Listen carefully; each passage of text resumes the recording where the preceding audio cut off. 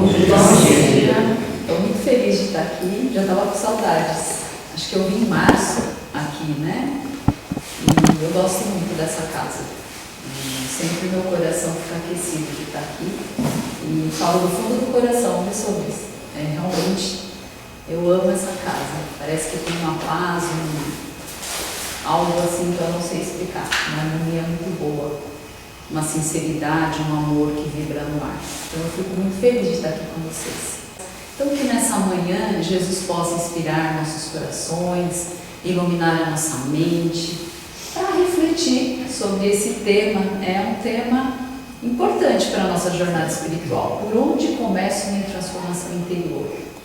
E a Roseli havia comentado comigo, né, para trazer alguns pontos importantes que nós precisamos pensar no dia a dia, refletir sobre a nossa jornada, a nossa caminhada, o que é importante prestar atenção, o que é importante eu levar em conta no dia a dia, na vida como ela é, não nos livros, na teoria, mas na vida como ela é, no contato, né, que a gente tem um com o outro. O que é importante eu observar para a nossa transformação, que é a proposta. Porque qual que é a proposta de estar encarnado? É sempre bom nós lembrarmos disso. Lá na questão 132, que é a base, né, aqui do tema, os espíritos respondem para nós. Para que nós reencarnamos? Né? Para que nós estamos aqui hoje? Para fazer uma transformação moral, para fazer um progresso moral. Progresso significa o quê? Dar um passinho adiante, avançar um pouquinho na nossa caminhada espiritual. Não é para ser perfeito agora.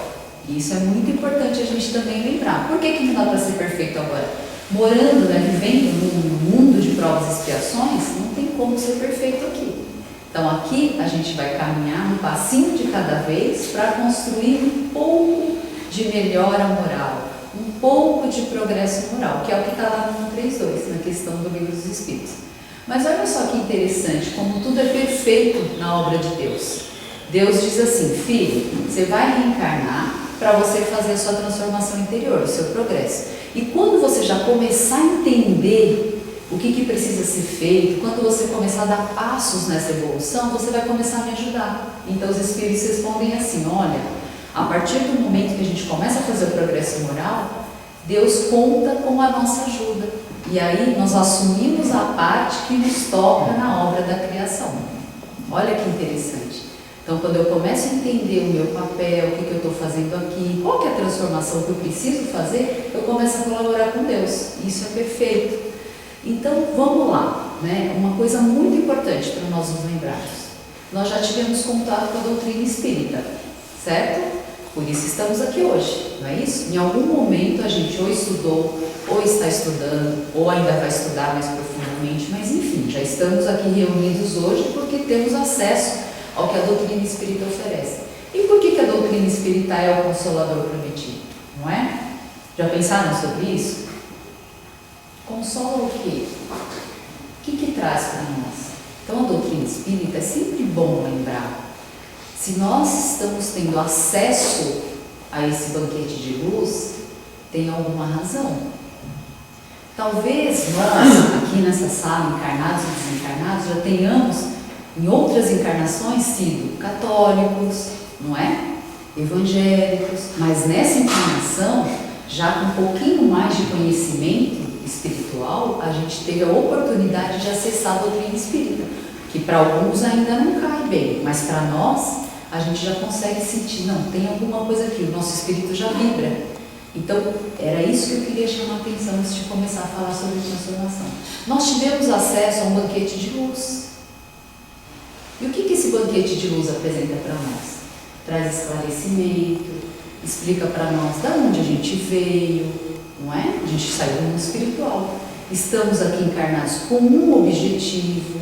A gente não está aqui, né? Deixa a vida me levar, né? Como diz a música, nós estamos aqui para fazer alguma coisa importante por nós e também colaborar com Deus. Entende? Como que não é deixa a vida me levar, a gente está aqui para dar um passinho adiante na nossa transformação. E nós sabemos que ao sair daqui, vamos retornar para onde? Para o mundo espiritual. E lá a gente continua a nossa evolução. Então evoluímos antes de reencarnar, continuamos a evolução aqui e vamos continuar a evolução quando retornar. encarnarmos. Ou seja, a vida não é apenas 90, 100 anos. Então nós temos que, com o consolo e o esclarecimento que a doutrina espírita apresenta, viver a vida sempre lembrando, somos espíritos imortais. A minha vida não se resume em 90, 100 anos. Então fazer escolhas, viver a vida lembrando sempre disso. Porque quando eu fico me lembrando disso, eu vou fazendo escolhas melhores. E aí eu vou caminhando buscando aquilo ali, transformação interior. Esse é um ponto muito importante. Eu tive acesso à doutrina espírita, tem uma razão de ser. Por que nós aqui tivemos acesso à doutrina espírita? Por que nós, porque o nosso espírito já está preparado para receber tudo isso aqui? Nosso espírito já tem condições de avançar um pouquinho mais no esclarecimento, que é estudar o conhecimento e também viver a experiência. Já entendeu o Evangelho sem tanta, às vezes um erro, um equívoco na interpretação, mas entendeu o Evangelho de uma forma simples, pura como ele é. Então fica a reflexão aí. Olha, tivemos acesso a um banquete de luz. O que é que a gente está fazendo aqui? Certo? Primeiro ponto para começar. Quando nós falamos em jornada espiritual, que é a jornada da transformação, é muito importante nós lembrarmos que Deus criou seres divinos. Então nós somos a criação divina de Deus. Sabe a obra-prima? Quando um artista ele produz um quadro, uma obra-prima, nós somos a obra-prima de Deus. Nós somos criação divina. E quando Deus nos criou, Ele criou a sua semelhança. Quer dizer o quê?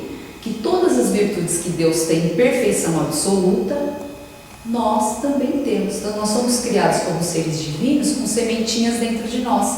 Sementinhas divinas. Sementinhas de virtudes divinas. Mas são sementes que precisam o quê? Cultivar, adubar, regar, vivenciar para que ela se transforme em virtudes. E aí a gente faça aquela transformação. Então o que acontece ao longo da nossa encarnação? Deus criou todos iguaizinhos, certo? Todos. Não tem ninguém que foi criado. Um foi criado com mais paciência, o outro foi criado com mais bondade. Não. Todos somos criados iguaizinhos. O que difere é como cada um caminhou. O que difere é como cada um fez suas escolhas para ser mais bondoso, mais paciente, mais calmo, mais generoso. Então Deus criou todos iguais. E essas sementinhas foram colocadas dentro de cada um de nós enquanto espíritos imortais. Mas o que aconteceu na nossa jornada que a gente de alguma forma se afastou um pouquinho da proposta de Deus, não é? O que aconteceu? Nós fomos criando camadas. Camadas assim grossas, densas. E essas sementinhas ficaram abafadas. Porque quando a gente planta uma sementinha, ela não está no solo? Embaixo do solo, né?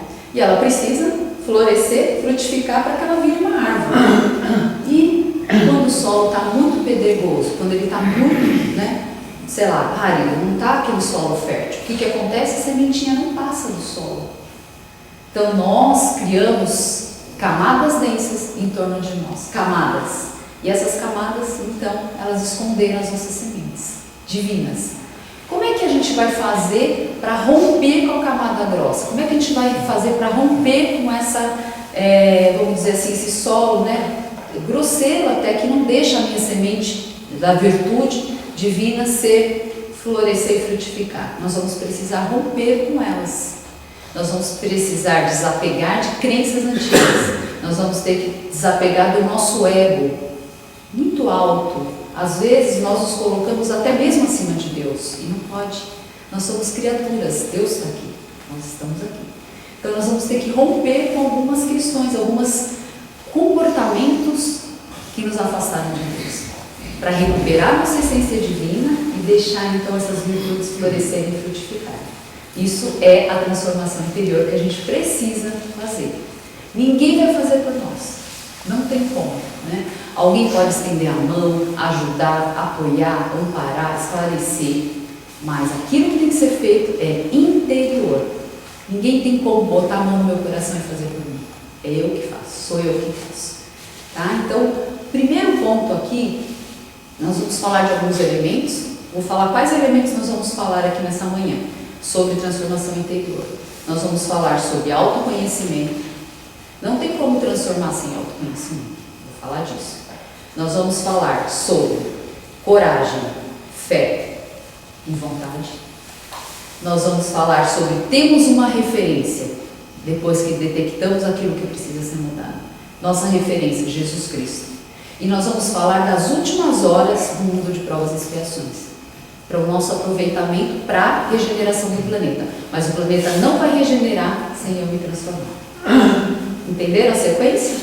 Então vamos lá. Para começar, é uma viagem, tá? Vamos pensar aqui que a gente está numa viagem de transformação interior. Estamos num avião. Só que esse avião já decolou e eu preciso de alguns elementos a serem observados, que são esses que eu comentei lá. Mas o avião sofreu um pequeno probleminha mecânico e ele não vai poder descer para ser consertado, certo? Olha o desafio. O avião está voando e tem ali reparos a serem feitos, consertos, mas o avião não vai descer. Então, é desafiador? Sim. Por quê? Dá medo de queda, medo de um acidente, não é verdade? Mas a nossa encarnação e a nossa viagem de transformação espiritual, de transformação interior, ela é assim, com um desafio mesmo, é com o avião voando, o outro mexendo, arrumando, o mecânico consertando e eu estou lá, com medo, com receio, mas eu vou fazer o que tem que ser feito. Por isso que eu coloquei também a coragem. Então, vai ser dessa forma. Não vai ser tipo assim, tudo vai parar, aí eu decidi que eu vou fazer minha transformação interior, então tudo vai parar, não vai vir desafio mais, não vai ter prova, não vai ter expiação, não vai ter reparação, não. Vai ser tudo junto, misturado, vai ter tudo isso. Então a gente tem que também estar tranquilo quanto a isso e fazer a transformação interior em paz. Porque senão eu fico desesperada, mas será que eu vou dar conta? É tanta coisa, eu tenho que fazer isso, mas e essa inspiração que surgiu aqui para mim? Agora eu desanimei, estou triste, estou arrasada. Não. Então a gente tem que ter muita confiança em Deus, que tudo vai lá na frente, vai dar certo. Vai ser para o melhor de cada um de nós. Então vai ser um desafio essa viagem, tá? Vamos começar lá. Primeiro, transformação interior, ela pressupõe que Deus tem que estar no centro. Se eu não colocar Deus no centro em primeiro lugar, já não vai dar certo a transformação interior e em algum momento ela vai falhar.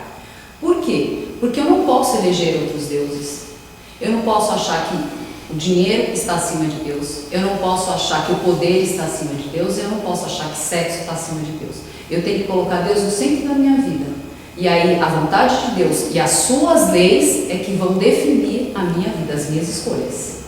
Se eu tirar Deus da minha transformação interior, não tem transformação interior. Porque em algum momento a gente vai ficar frente a frente com algumas questões e não vai dar certo. Então Deus tem que estar aqui. Em primeiro lugar, Deus. Depois a gente vai fazendo os outros movimentos. Mas Deus, confiando nele, na sua bondade, na sua justiça, e que ainda que chegue uma dor e bata na minha porta, Deus é soberanamente bom e justo. E não faz nada de inútil. Porque senão na hora que a dor bater na porta, eu já vou achar que Deus está sendo injusto comigo. Aí pronto, já atrapalha a transformação interior. Então, Deus é soberanamente bom, justo, e não faz nada de inútil. Se chegou uma dor na minha porta, eu atraí essa dor. Vou repetir que é importante. Se chegou uma dor na minha porta, eu atraí essa dor. Pode estar relacionada com uma atitude atual do presente, ou pode estar relacionada com uma atitude do meu passado. Nós temos um passado espiritual. É muito importante, porque senão na hora que a dor bate, eu me revolto. E aí eu fico teimoso ou revoltado e eu me afasto de Deus. É o primeiro movimento, não pode. Que isso vai prejudicar aquele movimento de transformação interior que eu preciso fazer. Então Deus tem que estar no centro. Autoconhecimento. A gente tem ouvido muito sobre autoconhecimento, não é verdade? Autoconhecimento, aí nós vemos na internet, nas redes sociais, nós vemos no Facebook, no Instagram, alguns amigos, vídeos, WhatsApp. É importante. E eu já vi até o contrário. Pessoas falando assim, estou cansado desse negócio de autoconhecimento. Não sei se também você já ouviu. Agora, como é que eu vou me transformar se eu não me conheço? Como é que eu vou achar que um comportamento meu precisa de mudança se eu não sei que eu tenho aquele comportamento? Ou eu não enxerguei, ou ainda não consegui ver. Está tudo bem também se eu não conseguir ver. Ou eu já consegui ver, mas eu não quero admitir. E aí eu fico teimando em manter o comportamento, apesar dele me trazer dor. Apesar dele estar distanciado da proposta de Deus para a minha vida, que é o bem, o amor, a bondade, a humildade. Ainda assim eu fico me mantendo naquele comportamento. Então, é preciso o autoconhecimento. E não tem nada a ver com propostas que são colocadas em redes sociais, não, é necessário mesmo. E é necessário, tanto é necessário que Santo Agostinho fala na questão 919 do Livro dos Espíritos?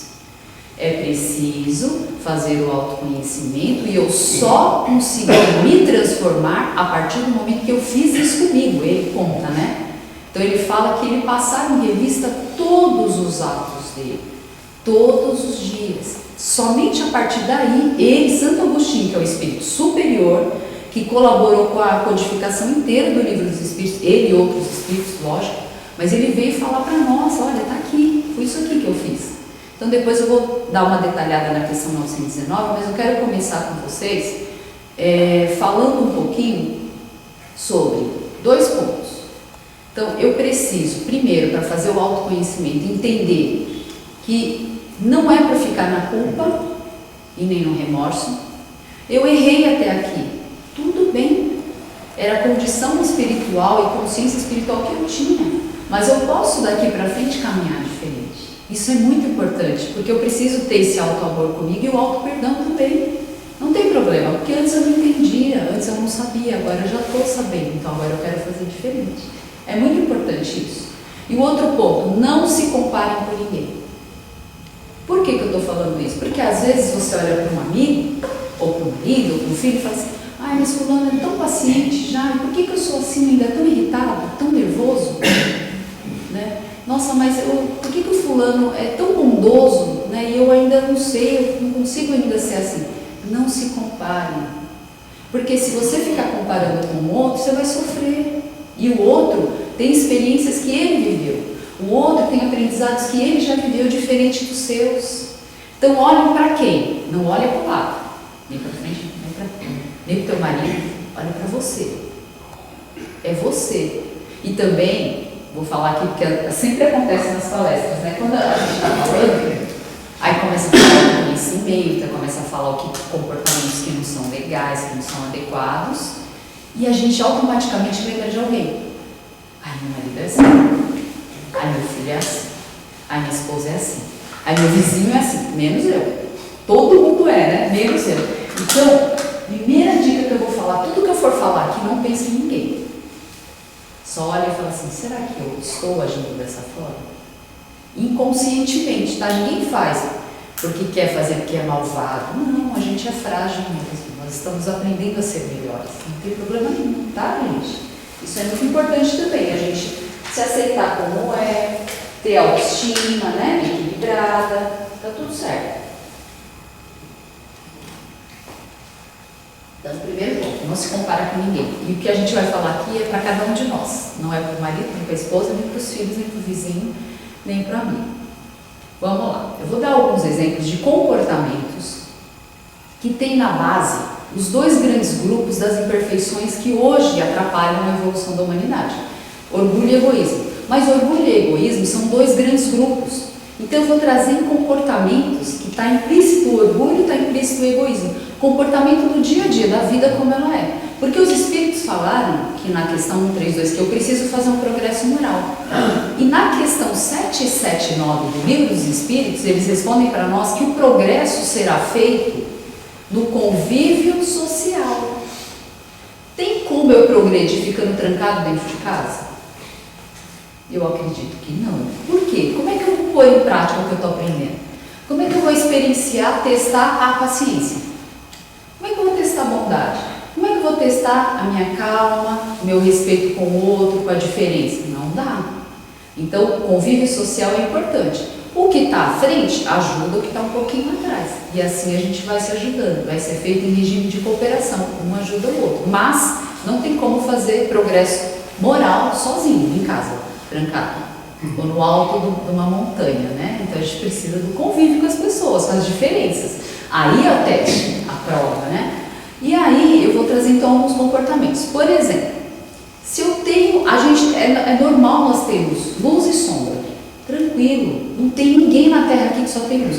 O único espírito que passou aqui que tinha só luz foi Jesus. Ele era 100% perfeito, ele era perfeito, não tinha imperfeição. Mas nós, todo mundo aqui nessa sala, tem imperfeição, então tem luz e tem sombra. Tem virtude. Às vezes ele é paciente, mas ele é muito ciumento. Às vezes ele é bondoso, mas ele é muito invejoso. Às vezes ele é humilde, mas ele é impulsivo, ríspido e nervoso. Então não tem ninguém que tem só uma coisa. A gente tem luz e sombra aí tudo junto e misturado e está tudo bem. É a condição do nosso mundo em que a gente vive. A gente precisa se aceitar, né? Então vamos lá. Estamos num ambiente qualquer, no trabalho, numa casa, na família, e eu tenho o hábito de falar mal das pessoas. Falar mal das pessoas. Isso é chamado do quê? Maledicência. Não é legal, não é bacana. Então, vamos lá. Estou falando mal de alguém, é um comportamento que é equivocado.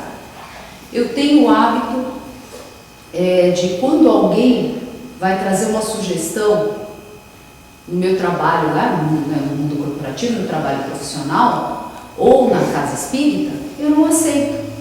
Por quê? Porque eu quero que somente a minha ideia, o meu jeito de pensar e de fazer as coisas é o certo, então eu não aceito a opinião.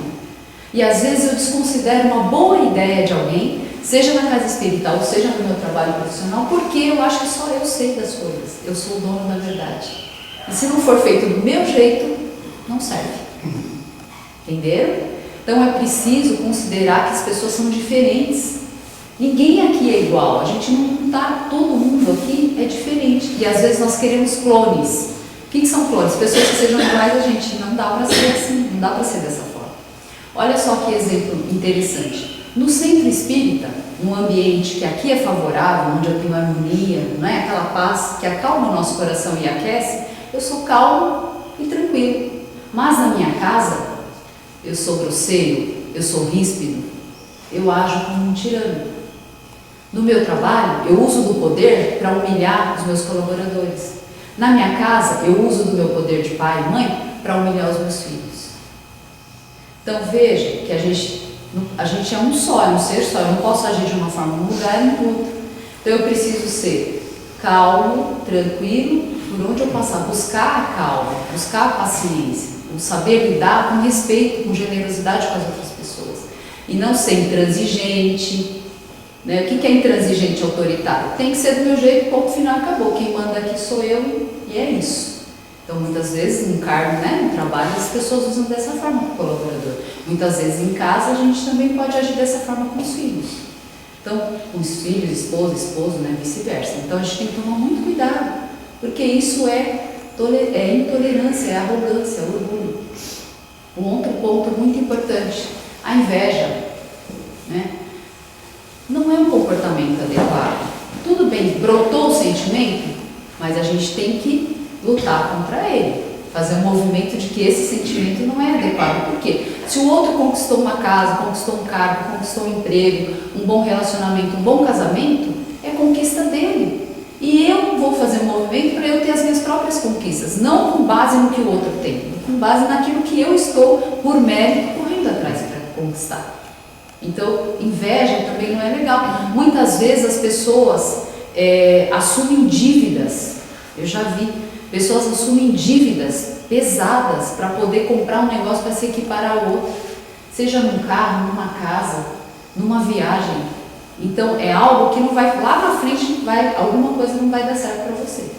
Então inveja é um sentimento que não é bacana para a gente. Ciúmes também. Tudo isso que eu estou falando até agora tem base orgulho ou egoísmo. Inveja, egoísmo, eu quero só para mim. E me incomoda que o outro esteja conquistando mais coisas que eu.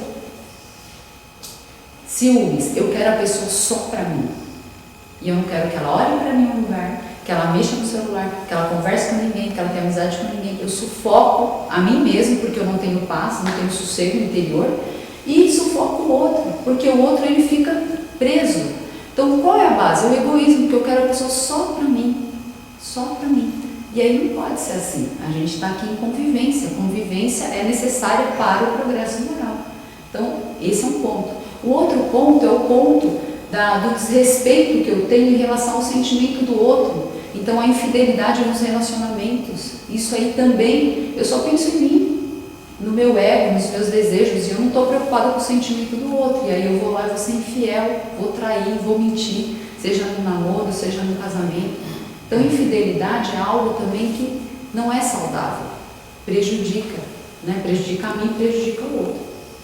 Então, a gente vai trazendo aqui alguns pontos, e tem um que o orgulho, vou falar para vocês que o orgulho, ele é muito difícil da gente detectar.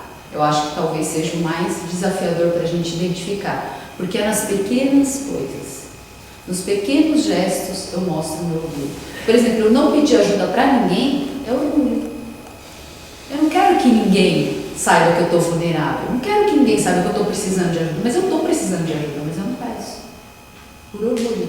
Pode ser financeiro, pode ser ao menos para desabafar e contar algo que está acontecendo na minha vida que é frágil, mas que alguém pode, às vezes, abrir uma luz, um conselho. Os espíritos amigos, eles usam pessoas como instrumento para nos ajudar, para trazer uma palavra amiga, um conselho, uma orientação. Então o orgulho, ele fica muito escondido, é muito sutil. Então muitas vezes a gente está sendo orgulhoso e nem está enxergando. Vou dar exemplos aqui, porque o orgulho ele leva para onde? Ele leva para um ego muito alto, para uma soberba, arrogância, só eu sei das coisas, só a minha verdade é certa, só eu sei fazer as coisas, a minha ideia é a única correta. Estou falando isso em pequenas coisinhas do dia a dia, né? Vou dar alguns exemplos aqui. E é a intolerância. Intolerância. Intolerância significa não tolerar. Eu não tolero quem faz as coisas diferente de mim. Eu não tolero quem pensa diferente de mim. Eu não tolero quem escolheu um candidato político diferente do meu. Eu não tolero quem tem uma religião diferente da minha. Às vezes eu faço até piadas, brincadeiras desrespeitosas com as outras religiões. Então eu não tolero a religião diferente. Eu não tolero a orientação sexual diferente. Aí eu vou falar porque às vezes a gente pode não usar uma palavra agora mais usual, né, na sociedade para entender. Eu não tolero quem é gay. Não tolerar orientação sexual diferente é não tolerar quem é gay. E quem disse, quando foi que Deus ou que Jesus falou que eu tinha que excluir alguém? Sendo que Jesus acolheu a todos. Inclusive Madalena, que tinha uma vida um pouco mais, né, destoava ali da sociedade. Não. Então, não tolerar quem tem uma orientação sexual diferente, ou seja, um gay, é ser intolerante. A intolerância, ela significa o que no caráter? Fanatismo. Aí eu posso ser um fanático religioso, eu posso ser um fanático, né, político e até um fanático com relação à orientação sexual também. Então veja que o que está por trás disso é orgulho. Por que é orgulho? Porque tem que ser do meu jeito. Tem que ser do meu jeito. Se não for do meu jeito, do jeito que eu penso, então está tudo errado. Entenderam por que o orgulho ele é muito sutil e ele está embutido em várias frentes? Então é importante nós ficarmos atentos. E aí, nós pensamos o seguinte, Santo Agostinho falou para nós que nós temos que olhar os comportamentos. Eu trouxe alguns exemplos, mas isso aqui que eu estou falando é para vocês, cada um aqui, na semana, refletir. Será que eu estou fazendo isso? Será que inconscientemente eu estou fazendo isso? Então, pensem nisso. Ninguém está aqui para julgar, porque nós estamos aqui para pensar assim, lá atrás eu fazia assim, mas aquilo não me incomodava, era a consciência espiritual que eu tinha. Hoje eu faço e hoje eu estou começando a ficar incomodado, eu estou desconfortável. Aí a gente começa a dar o próximo passo para a transformação interior. Entenderam, gente? Então, por que é importante?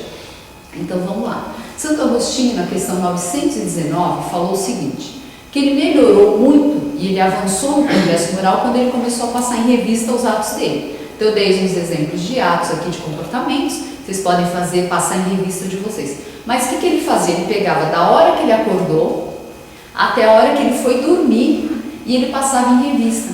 Mas ele fazia alguns questionamentos para ele mesmo, que aí ele está ensinando a nós como fazer essa autoanálise, esse autoconhecimento que nós estamos falando aqui. Santo Agostinho falou o seguinte, primeira coisa, aquilo que você fez durante o dia, da hora que você acordou até a hora que você foi dormir, gerou algum tipo de ofensa para Deus? Gerou algum tipo de ofensa para o próximo? Gerou algum tipo de ofensa para você mesmo? Prejudicou Deus? Prejudicou sim, prejudicou o próximo, prejudicou você, ofendeu as leis de Deus? Tem um ponto a ser revisto aí. Outra coisa que ele fala, aquilo que você está fazendo Inverte. Se fosse o outro que estivesse fazendo para você, você ia se sentir bem, ia se sentir confortável ou desconfortável? Eu acho que eu não ia gostar. Então essa atitude, essa ação amanhã você tem que fazer diferente. Um outro ponto, vocês já pararam para pensar, né, e Santo Agostinho traz isso lindamente para nós, que às vezes nós sabemos que somos assim, às vezes nós admitimos que somos, mas nós arrumamos desculpas, argumentos para justificar o nosso ato. Vou repetir que isso aqui é importante. Olha lá, vamos supor que alguém aqui tenha, dentro desses comportamentos que eu trouxe, ou outros que vieram à mente de vocês, né? Então, vocês ficaram aqui pensando, vocês fazem tal coisa, tal comportamento.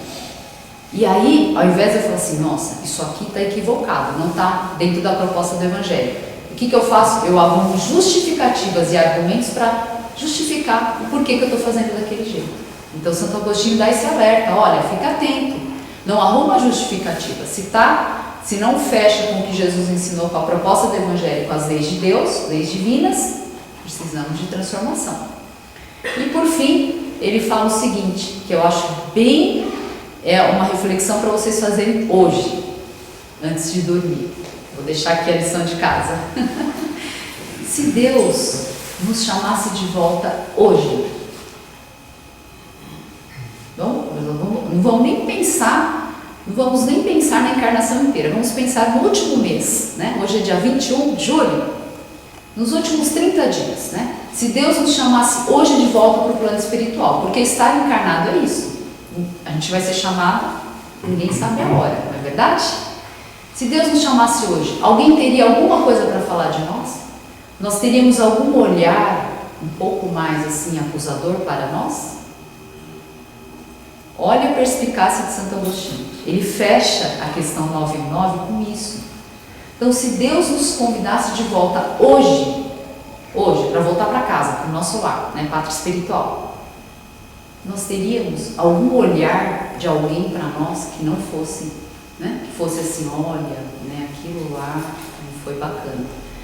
Então, esse é um ponto legal. Então, pensem nisso. A questão 919, ela fala exatamente sobre aquilo que a gente tem que mergulhar em nós mesmos, não é no outro. Autorresponsabilidade. Aconteceu tal coisa, não é culpa de ninguém. É minha, eu que escolhi. Agora, se alguém me prejudicou sem eu ter feito nada, ok, aí não é responsabilidade minha, né, mas é da outra pessoa. Mas aquilo que eu faço, o que é gerado na minha vida, é responsabilidade minha. Eu preciso, senão eu sempre vou achar que a culpa é do outro. Houve infidelidade. A culpa é da pessoa que ficou se insinuando para mim. Eu fiz aquilo lá no meu cargo, mas é porque eu tinha que bater aquela meta. Você tinha que bater a meta, mas você não precisava usar do seu poder para humilhar outras pessoas. Então, sempre a gente tem que assumir a responsabilidade do nosso processo de autoconhecimento. Nós precisamos de coragem. Por que precisa de coragem? Porque o avião está voando, existe um problema mecânico, tem alguém arrumando, mas está voando e é tudo junto. Não vai parar a evolução e as dores, os desafios para eu poder fazer. Então eu preciso de muita coragem. E eu preciso de uma vontade firme. Vontade firme. Os Espíritos respondem para nós na questão 909 do Livro dos Espíritos que a vontade é uma força, é uma alavanca. O que significa? Eu detectei meus comportamentos, alguns, né, inadequados. Eu quero mudar, mas eu quero mudar, porque não posso arrumar justificativas para continuar agindo como eu sempre fui. Eu decido mudar. Os Espíritos falam que na questão 909, a vontade é definidora, é ela que vai dar a decisão, mas ela tem que ser forte, porque eles falam que muitas vezes a nossa vontade está só nos lábios. Entenderam? Eu quero mudar, mas eu preciso fazer o quê? Um esforço. Aí eu vou conseguir mudar. E Kardec ainda pergunta mais, porque Kardec não deixa passar nenhum detalhe. Ele fala, mas não tem algum vício, alguma paixão, aquilo que me arrasta, que toda vez, poxa, eu acabo me arrastando, eu sofro com aquilo, não tem algo que eu não consigo domar, não consigo controlar, né, como um cavalo desgovernado, eu não consigo controlar? Os Espíritos respondem na 911, não. Todo vício e toda paixão, ela é domável. É possível botar freio, mas eu preciso de uma vontade com esforço. Olha a palavrinha mágica, esforço. Quando eu falo, eu quero mudar, mas é só da boca para fora, dos lábios, sem esforço algum, não vai acontecer. Mas se eu colocar esforço, eles falam, muitas vezes não muda e não altera o comportamento por falta de esforço mesmo, é só nos lábios.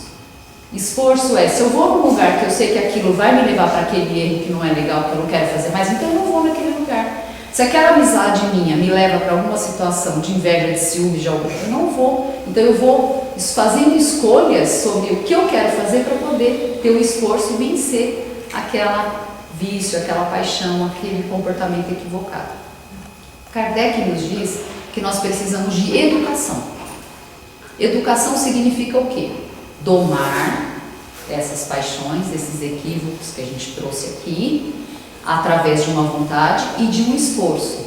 Então, com isso, eu faço a educação. É preciso educação. Na questão 685A, ele fala assim, é preciso educar o comportamento através de novos hábitos.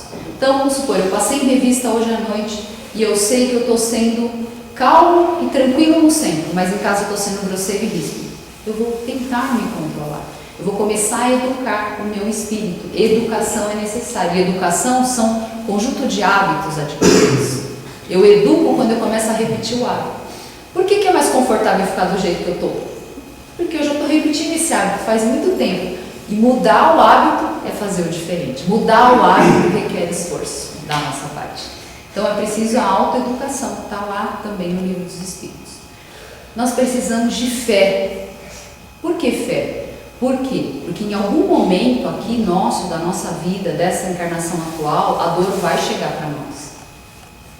Não tem como não chegar. A gente está num mundo de provas e expiações. Então vai bater dor para mim, dor para os meus filhos, né? Para o meu esposo, na minha família. Em algum momento um desafio de saúde, um desafio financeiro vai chegar, faz parte da jornada espiritual, de aprimoramento. Nesse momento, eu tenho que estar confiando em Deus. E fé não é crer em Deus. Fé é confiar. Confiar é, Pai, eu sei das suas leis e eu sou obediente às suas leis e à sua vontade. Pai, eu sei que chegou uma dor aqui para mim, mas eu me resigno. Meu coração consente que essa dor está relacionada comigo. E eu não me revolto e nem fico teimoso. Continuo minha jornada de transformação. Entende, gente? É preciso ter fé. Porque sem fé, em algum momento a gente vai voltar para o hábito antigo. Qual que é o hábito antigo? Aquele que eu estou confortável, que eu venho fazendo há muito tempo. E mudar um novo hábito é desconfortável. Eu quero mudar, mas é desconfortável mudar. Requer muito esforço, muita disciplina e vontade, coragem e fé. Descobrimos tudo isso sobre os nossos comportamentos, aquilo que a gente precisa melhorar, transformar. Me perdoo por aquilo que eu ainda faço, como Paulo falava, que eu não quero ainda faço. Me perdoo por isso, me aceito, me amo do jeito que eu sou, porque eu sei que eu estou aqui para aprender a ser melhor, certo? Qual que é a nossa referência? Quem eu vou imitar? Quem eu vou seguir? Quem que é o nosso modelo? Jesus Cristo. Ele é o modelo oferecido para nós. E o modelo de comportamento que ele veio aqui, demonstrou para nós, é a mais pura expressão da lei de Deus. Está lá na questão 625. Ele é a mais pura expressão. E quando ele chegou aqui, ele veio num momento muito difícil, né? Fariseus romanos, desafiador mesmo. Porque tinha muito ali ego, orgulho, né? Ostentação, poder, dominação sobre os mais fracos. E Jesus veio então no momento que ele tinha que quebrar tudo isso. Mas o que é que ele ensinou? Ele veio com violência? Ele veio com grosseria? Ele puxou a espada? Ele saiu para brigar, né? Porque às vezes a gente quer brigar defendendo nosso ponto de vista e sai, briga e discute, aquela confusão na família, em casa, no trabalho. Não. Ele simplesmente veio ensinar para nós a lei do amor. Ele veio falar para nós da bondade que a gente tem que ter com todos, ainda que sejam diferentes de nós, ainda que tenham religião diferente, ainda que pensem diferente de nós. Benevolência para com todos, mesmo com os diferentes, porque a evolução é feita com os diferentes mesmo, certo? Então ele acolheu a todos que estavam aqui. O que mais ele ensinou para nós? Eu estou falando que transformação interior, ela é feita no convívio com o semelhante. E o semelhante, ele é semelhante, ele não é igual a mim. Então Jesus falou o quê? Olha para o outro com compaixão. A mesma compaixão que eu tenho que ter comigo com as minhas falhas, que eu ainda tenho, e me aceitar por isso, sair da culpa e do remorso e dar um passinho adiante, eu tenho que olhar para o semelhante também com compaixão. Porque exatamente como eu, ele está lá também sofrendo, né, errando, caindo, levantando, fazendo o processo dele. Então eu tenho que olhar para o outro com compaixão, com indulgência, que é a palavra que está lá no Evangelho, né, na codificação. Indulgência, eu procuro olhar para o outro pelo lado melhor que ele tem, a melhor versão dele. Eu procuro mudar a lente dos meus olhos. Como que é a lente? Vamos usar a lente de Jesus. Como que é a lente de Jesus? Jesus olha para nós e vê um sol enorme, gigante dentro de cada um de nós. Ele não olha para nós, não, esse aqui, meu Deus, é muito nervoso, esse aqui não é bondoso, esse aqui é egoísta. Não, ele olha para nós e fala assim, nossa, tem um sol enorme ali, esperando para, né, raiar esse sol. É assim que Jesus olha. Então é com esse olhar do amor que a gente tem que olhar para o outro, entendendo que ele está aprendendo a ser melhor, como eu também estou aprendendo ainda. E Jesus está me esperando, e Deus está me esperando. E eles não estão cobrando que eu seja rápido, que eu faça isso imediatamente. Então é que com esse olhar que eu tenho que olhar para o outro, com compaixão, sem julgamento. Quando nós falamos em autoconhecimento, tem um ponto muito importante que eu vou deixar aqui, é uma dica muito importante para vocês. E eu comecei a olhar, observar e a transformar isso. Quando eu fico muito julgando o outro, olhando para o outro e atirando pedra no outro, é porque eu não estou fazendo o meu autoconhecimento ainda. Vou repetir.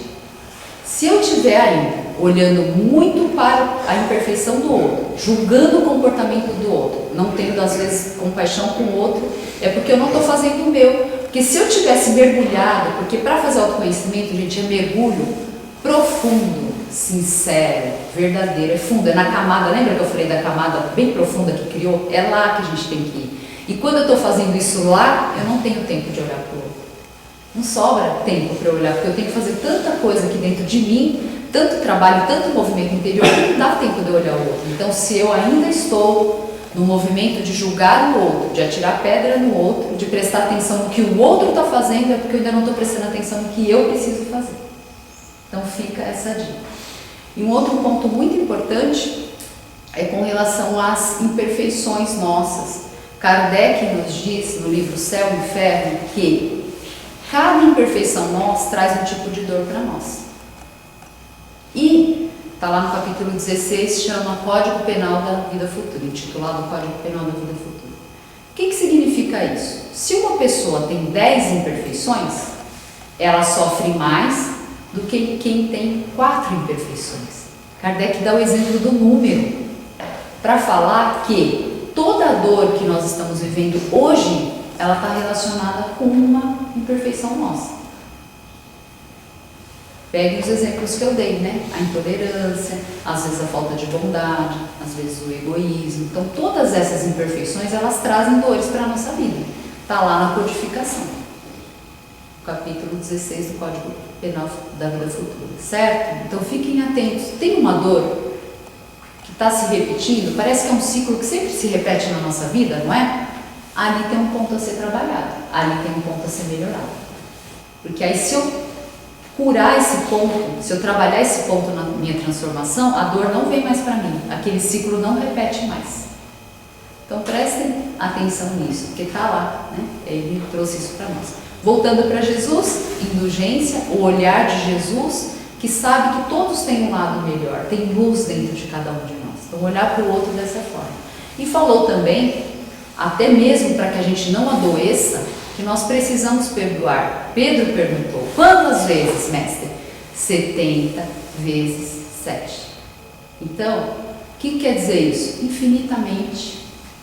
Quantas vezes a pessoa vai me ferir e eu vou ter que perdoar? Sempre.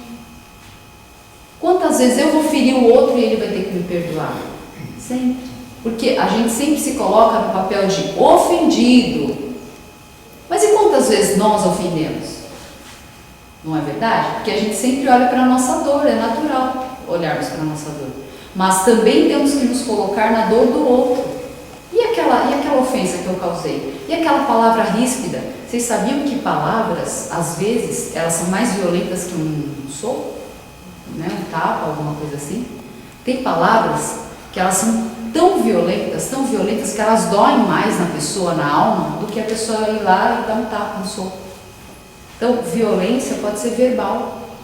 Então, pensem nisso. Né? Então, faz para o outro aquilo que você gostaria que fizesse com você. E olhe para o outro, olhe para a dor dele. Olhe para a sua, mas olhe para a dor dele. Então, você é ofendido e você ofende. Nós não somos só ofendidos, nós também ofendemos outras pessoas. Às vezes com palavra, às vezes com uma ironia, com sarcasmo, com uma rispidez, com uma falta de atenção, uma ingratidão, por exemplo, minha. Eu estou ofendendo, poxa, a pessoa fez tudo para mim, eu estou sendo ingrato, não é? Então nós ofendemos também. Então é preciso perdoar até mesmo para não adoecer o espírito.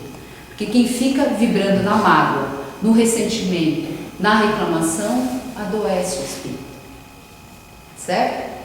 Então esses foram, assim, resumidamente, os exemplos que Jesus trouxe.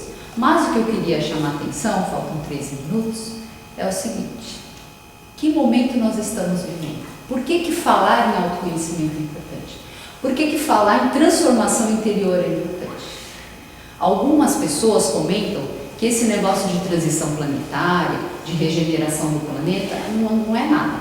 Isso daí é conversa, como que fala por aí, conversa fiada, né? O povo fala. Não é verdade. Existe um movimento de transformação no planeta. Existe um movimento de regeneração no planeta. E ele está acontecendo, é iminente. O que quer dizer? Tem data, tem prazo? Não, na codificação não fala, num dia, tal. Não tem. Mas Kardec sabiamente nos trouxe os sinais dos tempos. No último capítulo da Gênesis, Kardec nos trouxe os sinais em que a regeneração estava muito próxima, lá no Obras Póstumas, que são mensagens que ele deixou, que a esposa dele, Amélie, disponibilizou após a sua morte, não tinha sido publicado ainda. E lá fala. Então eu vou falar de alguns sinais, vocês vão pensar com o que vocês veem nos noticiários, que vocês leem, se está acontecendo isso.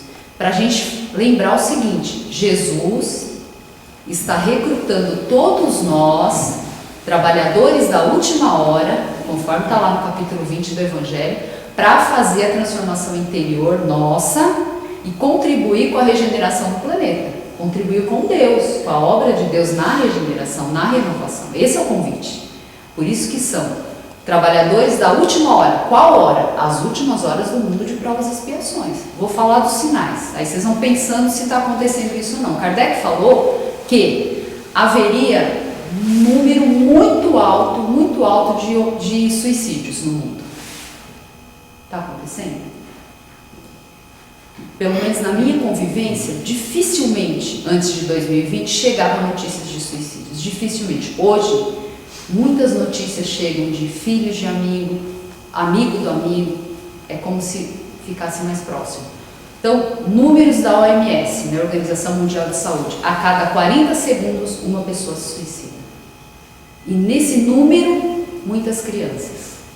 Então é um número alarmante, que nunca aconteceu. Um outro ponto que Kardec traz para nós, chama a mensagem lá no livro, chama Regeneração da Humanidade.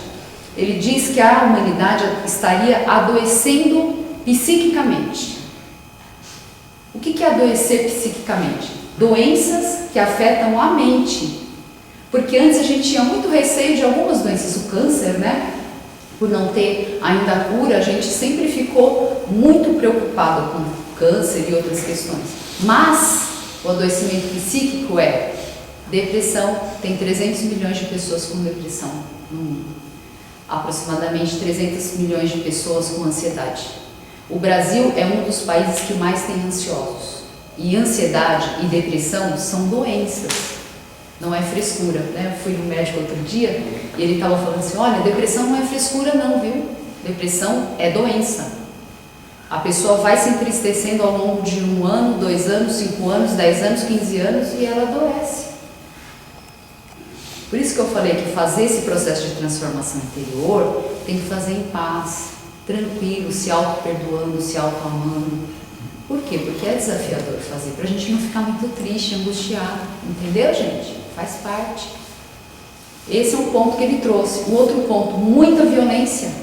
e fanatismo. A gente vê muitas cenas nos noticiários, nos jornais, não é verdade? Violência, sei lá, um filho matando um pai tirando a vida de um filho. Você fala, ou um amiguinho na escola que vai, então é tanta violência que você fala, meu Deus, mas será que é possível, né? Então a violência em números também altíssimos, né? E traz para nós que haveria espíritos chegando da nova geração com um olhar diferente, porque eles trazem superioridade intelectual e moral. Quantos jovens a gente vê a facilidade com que eles aprendem as coisas, com que eles pegam as coisas, mas eles precisam de orientação moral. Então tem muitos filhos dentro de casa que ele é superior intelectual e moralmente aos pais. E eles vêm, na verdade, ao invés do pai pegar a mão da criança para levar para a evangelização, a criança que pega na mão do pai e da mãe que leva para a evangelização. Então veja que a nova geração ela vem para nos ajudar. Mas pensem no seguinte, regeneração do planeta não é só na religião. Ela vai acontecer em todas as frentes, porque como é que o mundo vai mudar? Como é que a Terra vai sair de mundo de provas e expiações para a regeneração? Vai ter que mudar em todas as frentes. Vai ter que mudar na ciência, na religião, na política, na economia. Você vai ter que ter espíritos, lideranças superiores onde não haja corrupção, onde haja bondade, onde haja caridade, que foi o ensino de Jesus. Isso vai acontecer, mas a gente precisa contribuir ao movimento. Então esses sinais que Kardec deu, eles estão ocorrendo hoje. Nós precisamos ficar atentos. Por que ficar atentos? Porque a gente está tendo uma oportunidade única, de estar encarnados hoje, no momento de mudança do planeta. Quantos você vê pelas obras de André Luiz, né? Aquela lista lá dos 12 livros de André Luiz, Nosso Lar, Mensageiros, quantos espíritos gostariam de estar encarnados hoje? Quantos? É um ponto para nós pensarmos. Quantos gostariam de estar encarnados para ter essa oportunidade de fazer essa transformação agora, num momento tão grave e tão urgente do planeta, de mudança? Então nós precisamos aproveitar as últimas horas, o contato com a doutrina espírita, o banquete de luz que recebemos, colocar em prática, né, o autoconhecimento, se conhecer para começar a transformar. Aquilo que eu não admito que eu tenho, eu não vou mudar, não é verdade? Só para vocês saberem como é que é a regeneração e que ela está próxima, o mal não vai acabar, porque não é mundo ditoso ainda, é mundo regenerado. Na regeneração, conforme está lá no capítulo 3 do Evangelho segundo o Espiritismo, né? Há muitas moradas na casa do meu pai. A regeneração é o quê? O mal começa a se equiparar ao bem. Começa. Ainda vai ter mal? Sim. Ainda vai ter expiação? Sim, mas expiações mais leves. Hoje as expiações são pesadas, são muito graves, são pesadíssimas para nós. Mas a gente já começa a se equiparar. Mas todo mundo que ficou no planeta na regeneração aqui, encarnado e desencarnado, tem o desejo ardente de viver o bem, já querem viver o bem, querem fazer essa transformação interior, querem contribuir consigo, querem contribuir com, né, fazer caridade e bondade com o semelhante, querem contribuir com Deus. Esses são os espíritos que vão ficar. E quem não vai ficar? Quem não vai poder permanecer? Aqueles que são teimosos e renitentes no mal. Não, eu não quero. Eu não vou aceitar a ser conduzido pelas leis de Deus. Eu não vou aceitar que tenha alguém falando, né, que me proponha diretrizes para eu viver a minha vida. Não, eu não quero.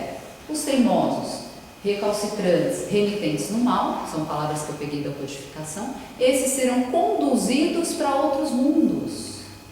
Não vão poder permanecer na Terra. Mas não vão permanecer na Terra por falta de amor de Deus e de Jesus? Não, é porque eles iriam atrapalhar o movimento. O movimento é quem tem desejo ardente de viver o bem, de fazer o bem. E aí, querendo fazer o mal, não vai poder ficar, né? Aí eles vão para outro mundo para colaborar com outro mundo. Então, toda a inteligência que ele tem, o que ele já construiu de conhecimento moral e intelectual, ele vai lá agregar num outro mundo, inferior à Terra, para poder lá concluir a sua evolução espiritual, né? Dar passos na evolução e agregar, contribuir com os habitantes desse outro mundo. Então, por que é urgente? Por que é trabalhadores? Por que são últimas horas?